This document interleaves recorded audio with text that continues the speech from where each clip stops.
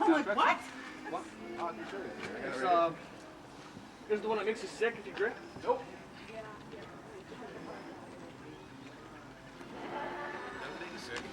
All it does is take away the happy Oh, okay. So if you drink, you'll be still be drunk. But you don't feel happy. I'll take one of those. No. They're not. They're not for kids. Once they start kicking in, they last for 7 days. So as long as you take one a day, if you stop taking it, it still takes 7 days. That's different. New Marlboro? 3 days. Does that sound familiar? They just said, they just said that. I can't take something worse. Yeah, I didn't work me either. I know there's... I did it when I was still smoking. What are you doing? After we would do video, I would see different tanks in life. When I found out, when she connected with me, she said she's Hortensia's daughter. She works here too. I think she comes, yeah, she would come sometime, maybe started doing more. It's not her place.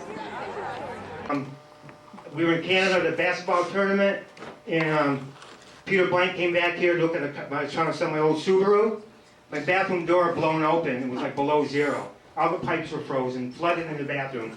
Peter Blank called Frankie T up. We came back like the week after. Everything was fixed. The plumbing was all done, cleaned up. That's the kind of man Frankie T was. You know it. That's why you're all here, right? Had he cooking breakfast every morning. I in his car behind the deli so we can get caught. You know, right, Patrick? That's Frankie T. Took care of us all.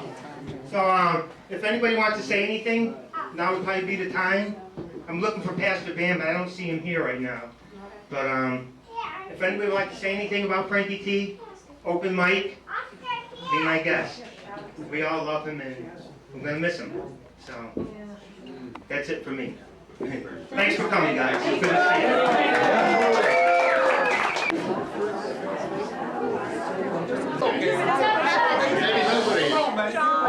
No Frankie T's up there. Well, I stayed at the same campsite.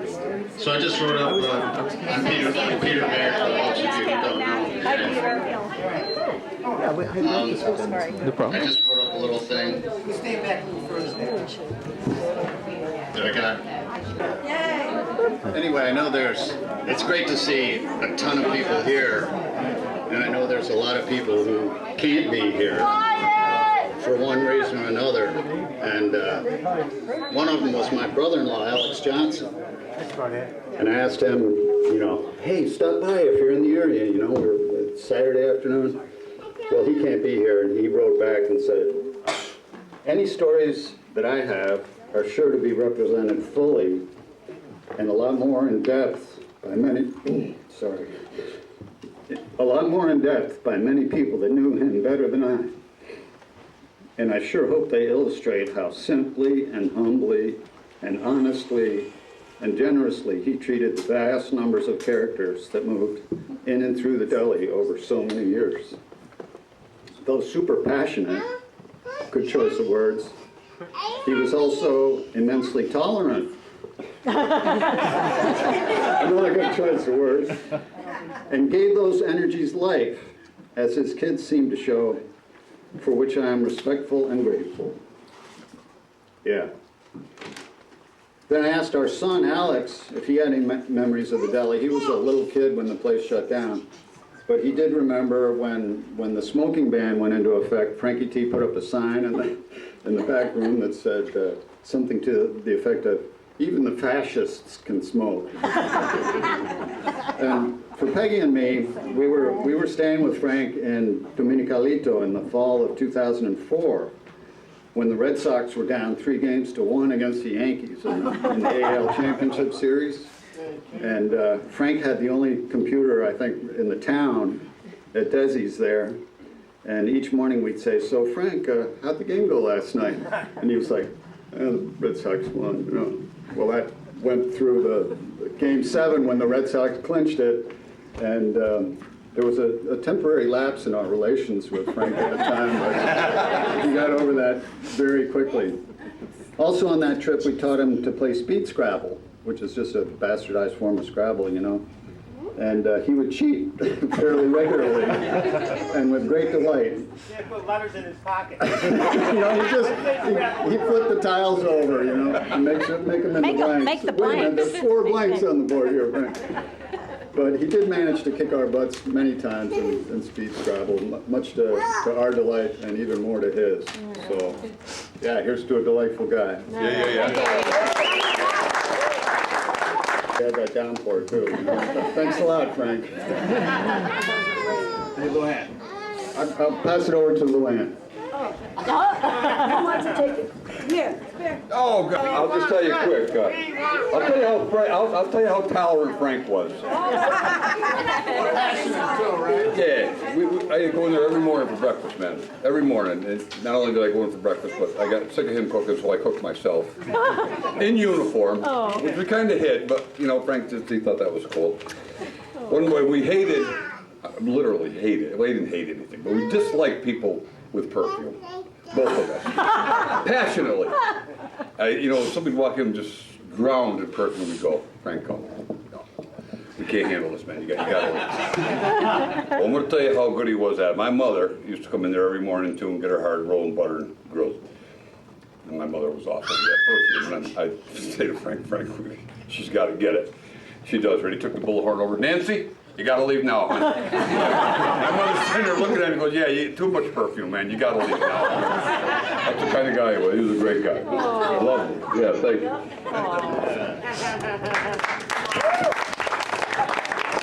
Anybody else? Alex, where are you? Alex? Alex.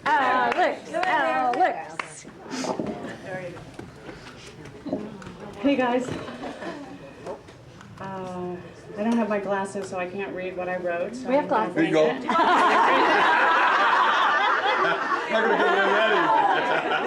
No, I'm scared. That's pretty great.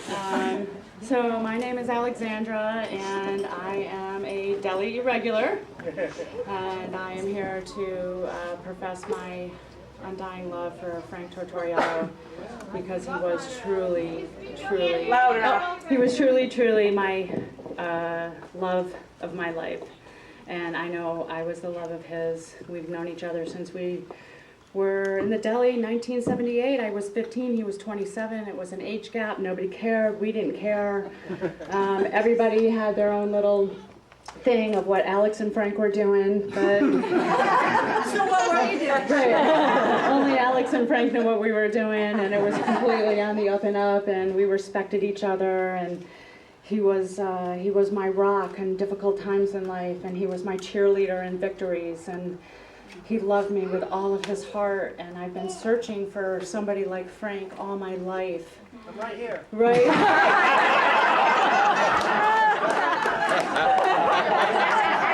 Not quite, boom. But thanks for offering. So, you know, Frank was many, many things to me. He was my brother, my friend, you know, mi amor. He loved me, I loved him. We shared many things together, secrets and passion and love for one another. I truly, truly miss him. It was the saddest day of my life on July 24th when I heard the news. I didn't want to believe it was true. I feel like I've gone through all the stages of anger and grief and fuck you, and this is not happening. I'm sorry, kids. And I just didn't, and I still can't believe that I have to go on without him. I just don't know how I'm going to do that. But I'm going to try, like all of you guys, because I know that anybody who met him was lucky enough to have a friend, a mentor, you know, somebody to know that you could go to in times of whenever. He was always there. He brought the community together like he's doing right now. Right now, he's brought the community together, and he did it in Costa Rica. You wouldn't believe the friends that he had in Costa Rica. You go to the hardware store, hey, Frankie T. Go to the grocery store. Go to the pharmacy. He knew the doctors. He knew everybody. He knew how to get to. He just was super loved in Costa Rica and had many, many sister wives there, and they're all write, Naked Saturdays, and, just some, he did want to have a taco bar at his funeral. I don't know, only us girls could provide that, if you know what I'm saying.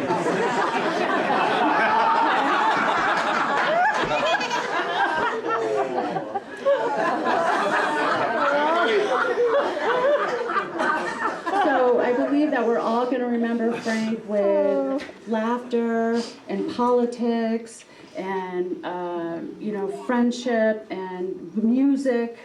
And, he's tattooed my heart and left an impression on my soul that will never die. He left an impression on this universe that could never be erased.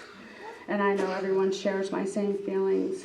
And I'm super sad, but I'm happy that he's good now. He's not feeling anything. He's not doing anything wrong, and we're the ones left heartbroken. He's with Jared. And he's with Jared and all the other deli regulars, and save a place for me and Mia Moore. So in closing, I just want to say that Frank and I shared a lot of IMs, messages. And they were always filled with heart emojis or kiss emojis or some kind of saying, and we always closed with, in capital letters, I love you more than love. Yes. Thank you, Alex.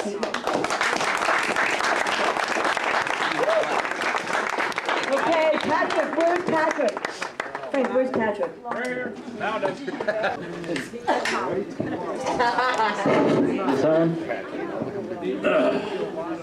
Well, I've known Frank for a very long time. Sorry. Alice and Frank took me in when I was young, maybe part of their family. Woohoo, I remember that. Me too. Yeah. He was a great boss. Let me get away with a lot of stuff. He always kept a smile on his face. Surprised I was never fired. But he was just a wonderful guy. Yeah. Touched a lot of hearts. And I'll miss him a lot. Tell us about those Thanksgivings you used to have. Where? Thanksgiving? At the deli for the, what do you call it? A loser Thanksgiving or something? No, I don't remember those. I didn't go to the loser Thanksgiving. Yeah, right. No, he was. We had a lot of great parties with Frank, and he was a good soul. He made a lot of people laugh and cry, and he was very good. So. But I appreciate everybody coming today. It really shows how much Frankie meant to a lot of people. Especially thanks to Boom Boom and Pat for having us all here. Yeah.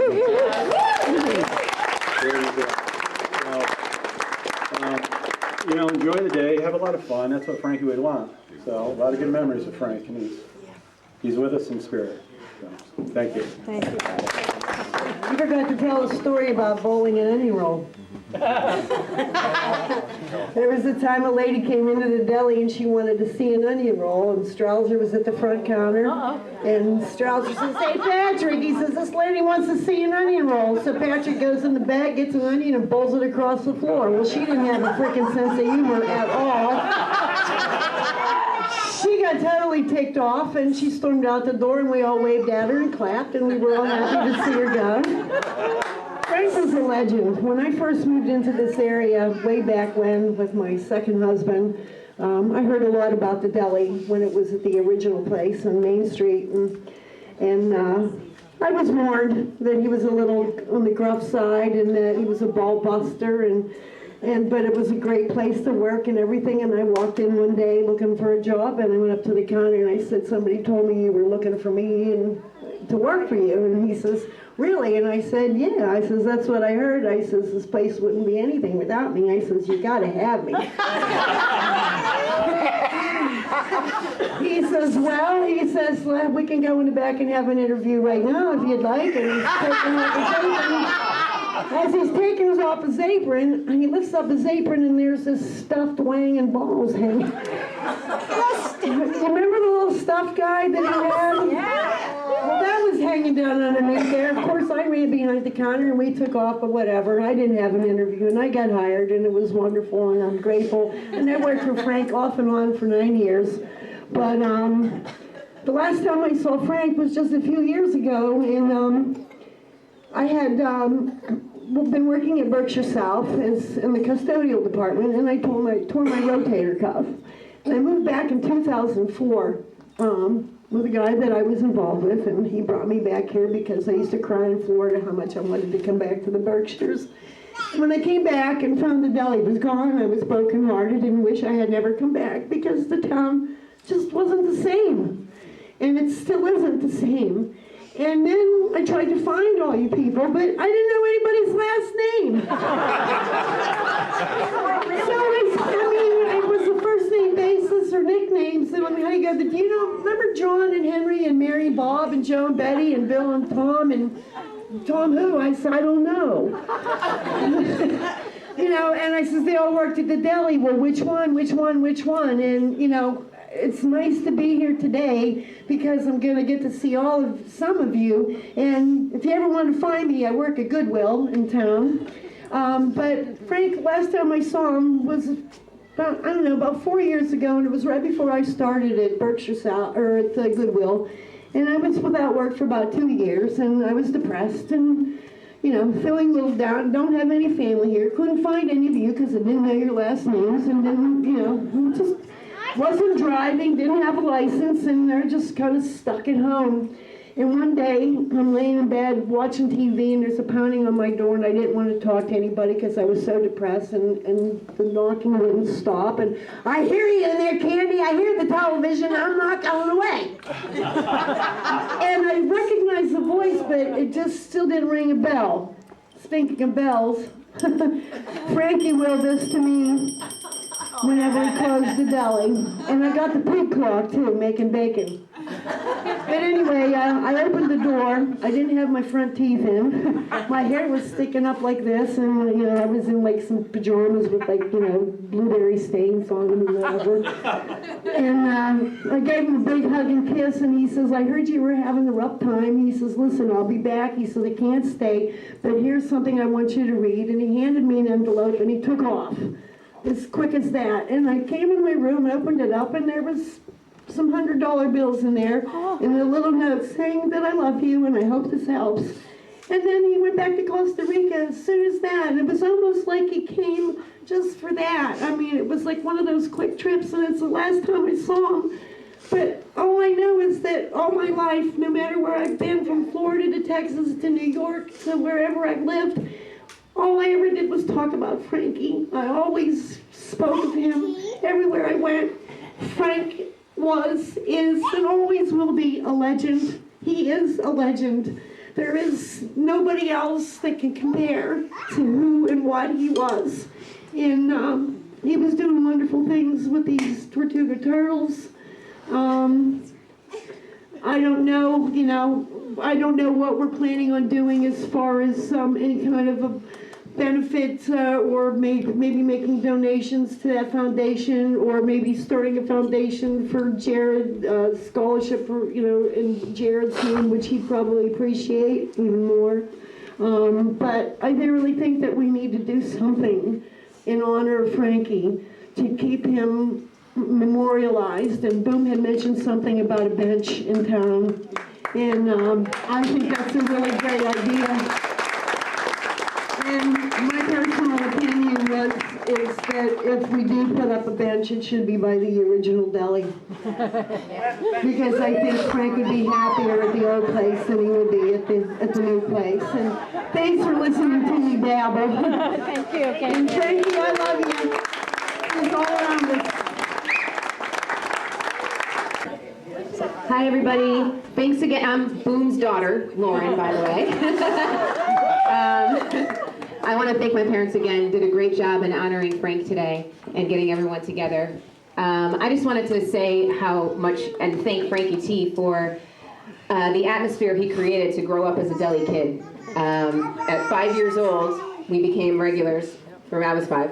And it was just amazing to be surrounded and grow up with this community that was loving and wild and supportive and sometimes illegal and just really fun. And Matt and Nick and I used to run around for Sunday night volleyball, Saturday night cards, the Thanksgivings, the beach parties where the sand was coming in the deli and people were dancing on giant pumpkins, and it was just awesome. I remember being at a Halloween party when I was in 6th grade with my friends out somewhere, a kids party. And I was like, yeah. Well, when I go home, I'm going home to the real Halloween party. That's going to go all night long. So see you later. It was just so much fun to be a part of, and so supportive. And Frankie T created a lot of that. I loved watching my dad hang out with Frankie T, and it would just, you always smiled and laughed, and just watching them was amazing.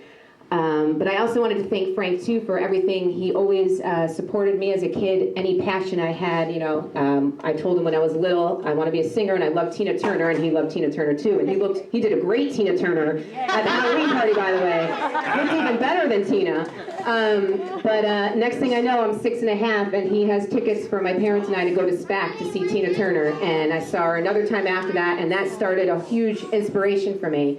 I remember, we were at different parts in the lawn, and I was standing on his cooler and looking out, and it was just amazing. And it didn't stop from there. He was with sports and everything. He was at my 1,000-point game in high school and college. So in college, my 1,000-point game was at St. Rose right in Albany. And Frankie T and my dad Frankie T said to my dad, this is top priority. And so you need to go and do this. So the thing was, St. Rose had a bunch of players from Russia on their team that the coach had recruited. And Frankie T said, go and find out some signs that we can make against this team in Russian. Yeah. I didn't know any of this was happening. I was away at college thinking, it's going to be a tough game. Yeah. I show up and I see my dad and Frankie T holding up big signs in the sand in Russian, and all they could find was Russian women's sausage heads. And so all the team and the fans are like, what is that? Something about meat. What does that say? And not only did it end there, but we lost the game. I did get the 1,000, but we lost the game. And Frankie T and my dad had hid it in their sleeves. They left a few seconds earlier before the game was over. Fart spray. And through the whole stands, through everybody. Let go farts. No one knew where it came from. Everyone had a face on that was the worst stench in the world they were smelling. It was awesome. That's what Frankie T, that's how he supported. It was like, we're not just going to quit. We're going to make a mark. And that's always how it was. My tuna mac was always shaped like my number 13. My mom would get pancakes shaped as breasts. It was fun, but it was supportive and wild, and I want to thank all of you because it was such a great way to grow up. I loved it, and especially Frankie T, thanks so much for everything, and I feel you with me all the time. I love you guys.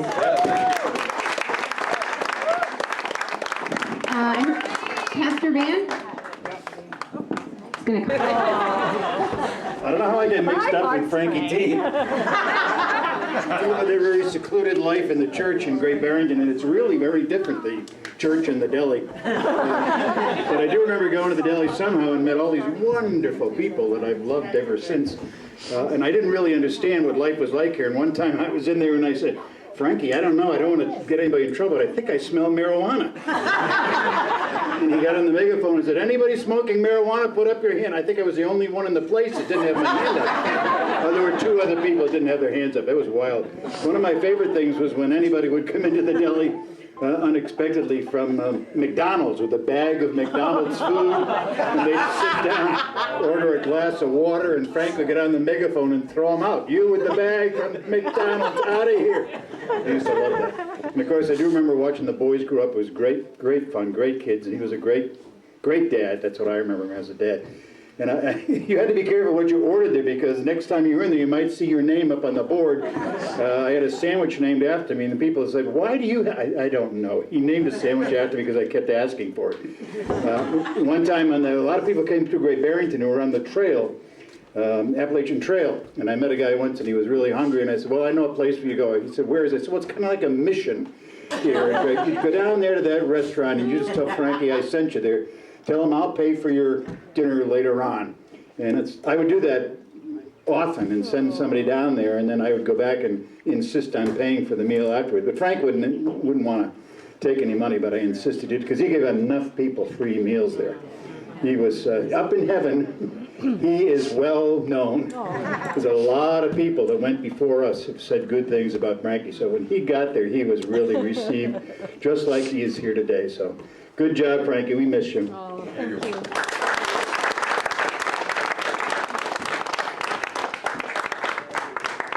Hi guys, Odie here. How's everybody out there? I want to share one instance that I remember. I worked at the deli on and off for 20 years, and in the early days, Frank and Alice would take Jared out to Boston often, and I would watch Matt and Nick. Patrick lived in the house, so it wasn't that big of a deal, but one day, right after Halloween, Nick locked himself in the bathroom. And he wouldn't come out to go to school. Nick, you out there? And we couldn't figure out how to get him out. There was no amount of cajoling or anything that could get him out. And Patrick was ready to take the door off the hinges to get him out. And then I recalled that it was Halloween just a few days before, and Nick had a giant basket of candy outside in the kitchen. And I said, Nick, if you don't open the door, I'm bringing that basket to the deli. Click. Came right out. That was the end of that. So Frank got a real charge out of that. He thought that was a pretty good way of dealing with Nick. And Nick, I don't know, he likes that story still, I think. But Giovanni's heard it now, so you're in trouble. Thank you. Frank was my rock. He was my rock for so many years. He gave me a job when I needed it. If I walked in there and said, Frank, I need a job, good, there's a load of dishes over there, go do them. And I had a job the day I asked him for a job. So he was awesome. Thank you. Is there anybody else? I probably don't need this, which you all know, because I'm very loud. Yep. I have so many stories about Frank and the deli and the wonderful people I met there. But I'll never forget when the town of Great Barrington decided that they were going to get rid of most of the phone booths in town, which left one public phone, which many people thought it was a public phone, but it was not a public phone. And there was many instances that Frank would get the phone bill and find out that he'd been calling places he didn't even know of. And he decided to put an Ixnay on the phone A. Well, as being Frank's pit bull, as I like to call myself, I could barely see over the counter where the bagels were kept. But there was this very handsome man that came in and we're like, hey, check out that guy. I bet that's not his wife, that's probably his daughter. So the guy asked to use the phone. And I said, I'm sorry, sir, this is not a public phone. If you'd like to use a phone, you can go down to the, and I sent him on his way. Frank goes, do you realize who that was? And I'm like, no, why? He goes, well, that was Robert Redford. So I said, you, get out there with that paper and pen and give me an autograph now, because I just threw a Robert Redford. That's my claim to fame at the deli. I have many, many others, but like so many of you, Frank was a big part of my life, helped me in many, many situations, made me laugh, gave me an opportunity to be who I was, and enjoyed my sense of humor. Maybe because I was born on Halloween. We had a Scorpio thing. I'll never forget when Frank caught someone throwing garbage. I don't have to say the name, boy. Caught him. Frank said, took his apron off, said, I'll be right back. Grabbed those bags of garbage out of the dumpster, chased that man down, threw them back into his car, and said, you will not dump in my dumpster. Ever. And that's why I love Frank, for many, many reasons. I'll never forget the day when Nicholas thought he would be a prankster, and I was going down to Boom's pit in the basement to find out when the soup was finally going to come up. And Nicholas was hiding at the bottom of the stairs and grabbed my ankle. Luckily for him, I had cat-like moves back then, and did not hurt myself, but screamed so loud, and all I heard was Frank say, "Nicholas, leave her alone!" God bless you, Frank. I first met Frank at the deli in Williamstown, and yes, and If you have anything good to say about Frank, I'm going to be surprised. Yell at Scotty, Frank. I don't want to. well, Frank would yell at me a lot, and I'm not going to tell you too many stories about that. This is as I'm going through my mind about all the funny things that happened over the many years I sold to him, and this one, this was one of the funniest ones. I was getting a haircut back then, and I'm going through a Playboy magazine, and there was a cartoon. I wish I could remember the artist, and he was great. And I knew that Frank was from Newark, and so the cartoon was of this man laying in bed, his butt up, and I forgot what was underneath him, and the sheets were talking, and the sheet says, "This guy's ass smells worse than Newark in the summertime." So I tore it out and I gave it to him. And we had he'd get mad at me a lot. And so he didn't talk to me he'd just hand me his order and he'd scowl at me. And so then I'm in trying to suck up to him, and I'm having lunch, and he gets the megaphone on and he says, "Hey, Scott McWilliams, aren't we lucky that your sheets don't talk?"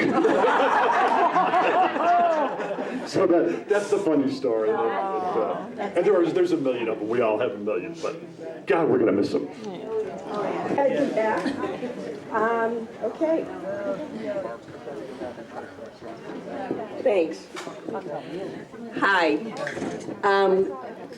All of you, most of you, I've been really enjoying the stories, don't know who I am. But Frank and I go back to when he first moved to Springfield. Yes.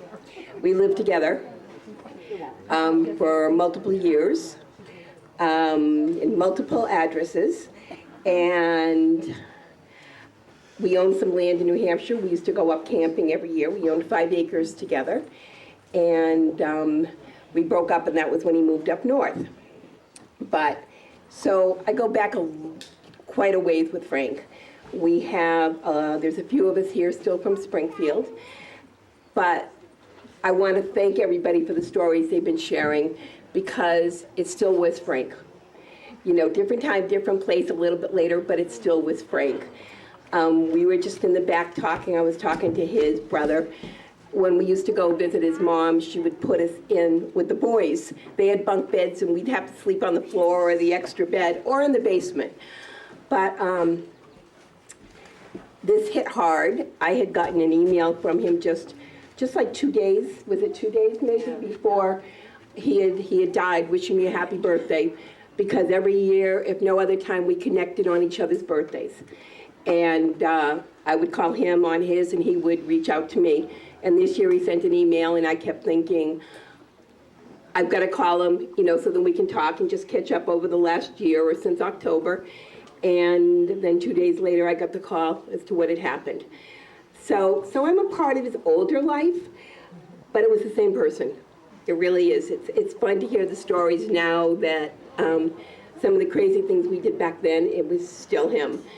And the stories from Costa Rica and, you know, things that people have shared from there, it was still him. So it's really nice to see that he found this other family up here, and it means a lot to us, you know, who knew him even before. And I don't know that any of this interests you, but I just want to thank everybody for their stories and sharing this with us. Thank you.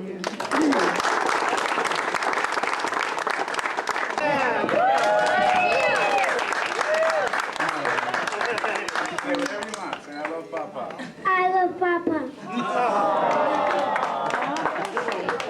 You got everybody.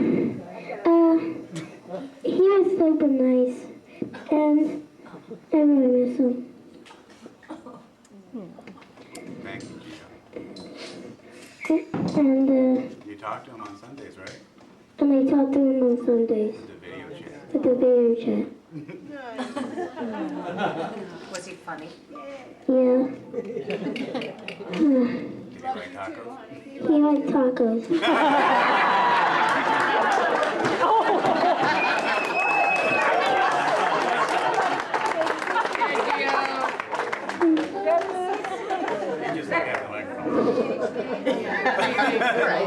You got everybody's attention. Say whatever you want. Say thank you everyone for coming. Thank you everyone for coming. Thank you.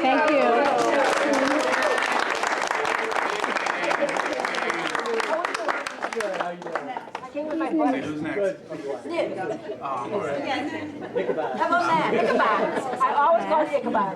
Talking on this, but I love my dad. He loves everybody here. He touched everyone's hearts, and I truly appreciate you guys all coming and spending some time to celebrate my dad's life. Matt, you gonna talk? I'll put you on the spot.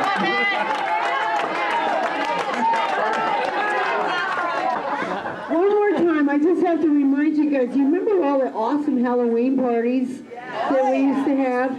And we had Frankie held a boy-girl lingerie party one year. And Melody and I were the hostesses of that party. And I'll never forget that because we had pinned apart on the party doll. So you blindfolded and we had all these body parts and you'd spin around and, you'd have to pin the proper body part. And we had all kind of morphed women and, three-breasted women and women with penises and carrots and things like that. We had Play-Doh that we had to make body parts in shape of, and Frank was the judge. And then we had a lingerie, like a runway modeling thing, and Frank put on one of the lingerie, it was a nightie of some sort he came out in, and he had his boxer shorts underneath, which was very attractive, and those extremely hairy legs and that mustache. But I want to say the Halloween parties were the great. Here's to Father Guido Sarducci. Here's to Tina Turner, and here's to Rambot, and all the many characters that Frankie portrayed at all of those holidays.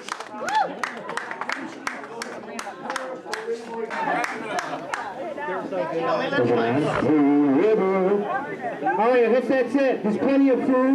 No, wait. It's going to be a film.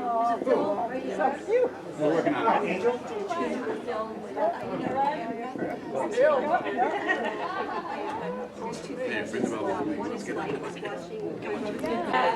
I was a gynecologist downstairs, but I got nobody visited me. The Halloween I was a gynecologist, got no visitors. I'm downstairs in front of the electrical, what do you call that? Circuit breaker. Electrical piano. Anyway. Panel. How about all the lessons you taught Matt? Panel. From where you're renting right now? No, from where you live. Yes. Yeah, actually, Bernard's both I guess we're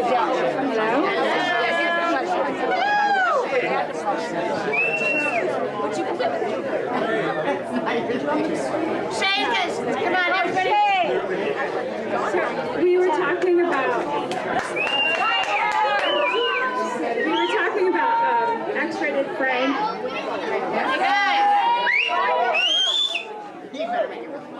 Hello, there's one more, two more. Hold on.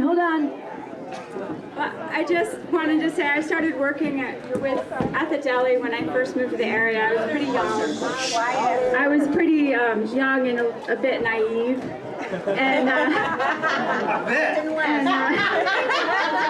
And Frank took me to my first visit to a porn shop because we were talking about we were going there to buy paraphernalia for the party that we were going to have. I forget which party, but we got lots of goodies, and we got an inflatable sheep for Boomer. I still have that. It was me and John Warner and Frank in this.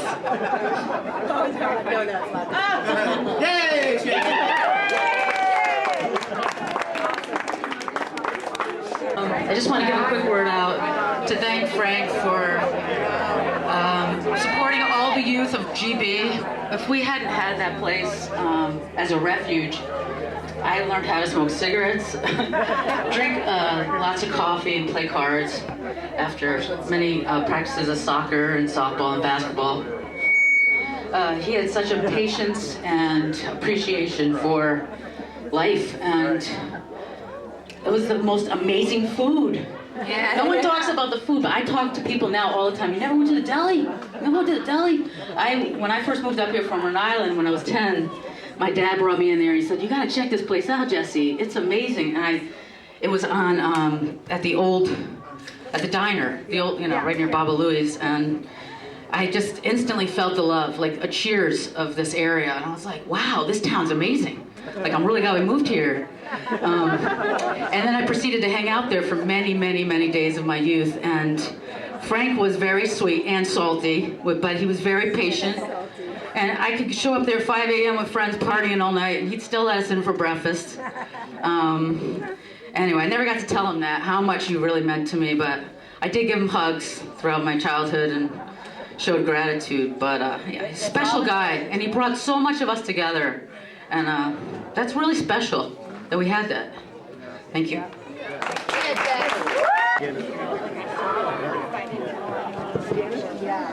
Hi. So I wasn't going to say anything because she isn't really here. Good. But my mom would have said. Yeah, stay with us. Okay, can you hear me? Yep. Can you hear me now? Yes. My mom's missing from all this, and she should be here. And everybody keeps saying that it's making us think about her, as it does. And I wasn't going to say anything because I didn't know what to say. I just want to say that. We loved Frank, he loved us, and it was a very special place, and it was a very special thing for so many people, and I'm glad that my mom was part of it, and that because of that, all you guys are part of it. We love Janet. We love Janet and Frank. And she went to see him in Costa Rica, and I think it was one of the most fun times she ever had. So. Aww, that's great. Okay, so there's that.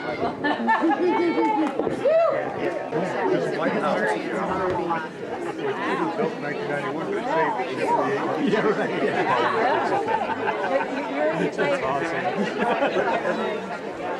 Yeah, it is. It's like they clean the streets at night and stuff, so you wake up and say the same thing over and over. Yeah, it's very bizarre. And you know, every well, I have. Every neighborhood. I want to kill You're here, and actually, I'd like to tell a little short story first. So Glenn came up to me, and Glenn, over here, and he was telling me about a story he remembers from the deli where a woman came in one day. She drove up to the deli. This is over by when it was by Popeyes and BCC. The deli's in between there. The block. And what was it? The block. The block. Thank you. And this woman comes up. She looks in the door and she yells, "We found them." And then Glenn was like, "Well, what's going on?" She goes, "We were at the deli many years ago when I was on Main Street, and when we came back, it was gone. So they've been looking all over Barrington for the deli, and they were just so elated when they found it that it was a eureka moment," he says. So that was very good. So the deli really meant a lot to a lot of people. So I'm going to hand the mic over now, and to Angela. Angel. Thank you, Angel. Okay. And so I'm very nervous. I was hoping to show a really funny dance clip that I found. So, but I'm going to read a letter that I found while I was trying to get through the days since July 24th that I found in a very unusual location. Don't even remember Frank sending it to me because the mail was really iffy going to Costa Rica. So I didn't think we exchanged letters, but this was when he was in Dominican. And so I'm going to read this. And then there's a song that we're going to try to play that reached out to a few different singers, one being Dolly Parton, but she didn't reply. And another, so I reached out to 6 people, but somebody was nice enough, a friend in Tennessee, a singer, that whipped it together one night when I couldn't sleep, and so we're going to try to play that after I read it. So this is from Frank. Hi, Ange. How are things going? Is everyone healthy, wealthy, and wise? Hope everything is okay.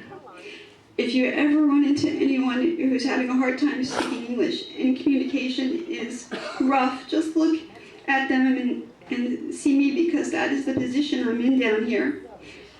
I can get some Spanish out of my mouth, especially if I practice a sentence when I need something. But as soon as they answer me, I'm lost. They talk so fast that as I'm trying to pick a word out of their first sentence, they're 3 sentences ahead of me. So I probably have this dumb look on my face. It makes you feel pretty lonely, but I keep working at it. It also puts me in a tough spot in the job market. It's pretty limited anyway, and I'm a minority around here, even in teams of the white gringos. They have money and I don't. So it's a little harder than figured, but given my situation there or here, I stand a better chance in surviving here. Food and housing are cheap. Just waiting for my ship to come in. I have way too much time on my hands. It makes for a lot of thinking, and that just causes trouble. So I float between depression, mostly brought on by trying too hard to figure out what went wrong with my life and why this is my only choice. But thank God I have enough resolve to snap out of it and just accept it and take an attitude. I wait and hope. This place where I live is just 50 feet from the ocean, and the sunsets are awesome. Everyone different, kind of reflecting on life in some way, soft sometimes, at other times an unbearable color, unbelievable color display. Even lightning across the water seems to take on a whole different experience. This place brings me back to growing up on 19th Street. There are several families here, all related, and a ton of kids. Sometimes I sit back and I watch them, and I remember me of when we were kids, with a laugh and a tear. It might be true that life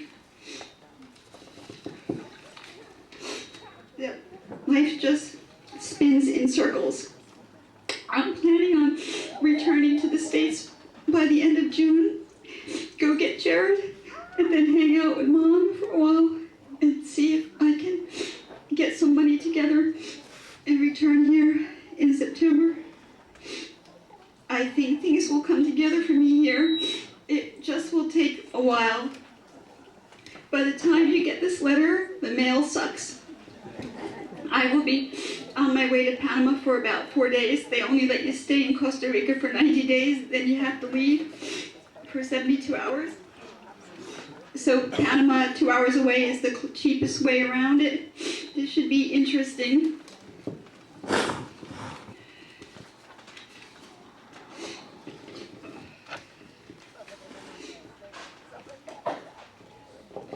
I'm sorry we cannot hook up on the phone. Service here is bad as the mail. Sometimes I walk the 2 miles to buy the phone card and get to the phone only to find it's not working, or you can't get an international line.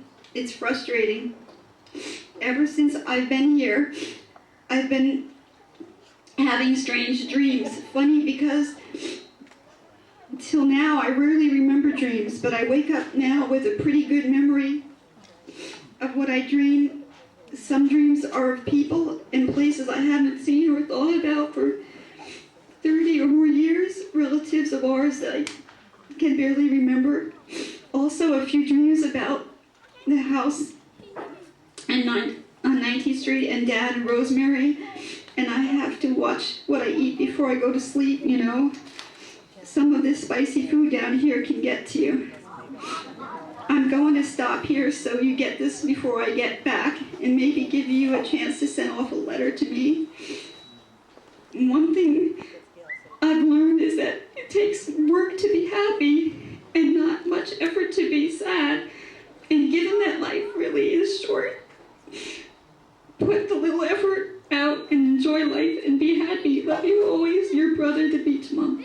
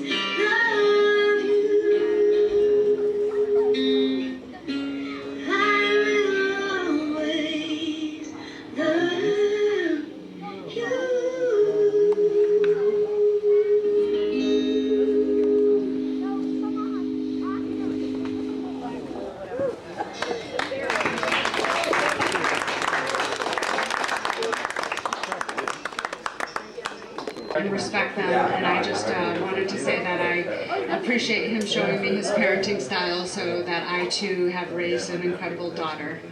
And I just wanted to say that. So, too, Frank is amazing in all different aspects. Anybody else want to share? Come on, Glenn. No? Absolutely. Okay, guys. Beautiful song, Angela, and beautiful tribute. Yeah. I was really happy to hear everybody's stories today about Frank. They all resonate, and we've all had the same experience of how Frank was kind of our Charlotte, sort of Charlotte's Web, where he was sort of, you know, the center of the web, and sort of weaving terrific in there, and lifting us all up and making us, you know, feel wonderful, and connecting so much community for us. I know Frank from Costa Rica. I lived in Costa Rica 13 years. I was one of the original founders of the Reserve of Playa Tortuga. I was the original founding director, and that's another thing Frank made possible, I think, despite the fact that Frank spent his days pretty pissed at how things are going in the world. And he might have, kind of gets fuck this and fuck that, but he never ever did. And he was never on the dark side and never ever threw it in.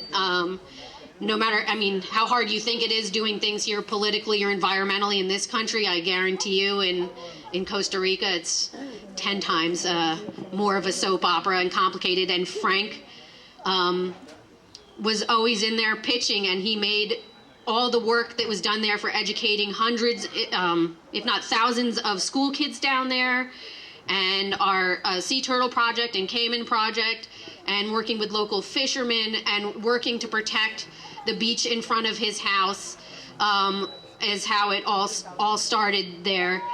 And Frank definitely, besides the show and the laughs that we all have with Frank for his personality, I got to see Frank a lot of days on the real part of Frank, where you see Frank with his head in his hands and deep in contemplation, and what the weight of the world is, and the weight of the responsibility he took for lifting us all up, and for working to make the world a better place, and working to make his community a better place, and working to make my life possible and everybody else's life that he touched possible. Like, I had the opportunity to do what I did in Paradise only because of Frank, only. And I'm forever grateful for that. It's an extremely important thing that he did there.